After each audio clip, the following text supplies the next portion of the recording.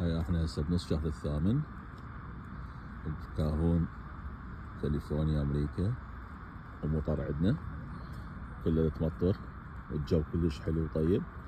بشهر الثامن احنا هسه حاليا، واول مرة يقول لك انه دا تمطر والجو كلش طيب امطار عندنا. هسه اني بالكلية، هاي الاجواء حلوة. هسه انا بالجامعة، هاي جامعتي اسمها كاماكا كولج. الجو كلش حلو، مطر كاليفورنيا امريكا.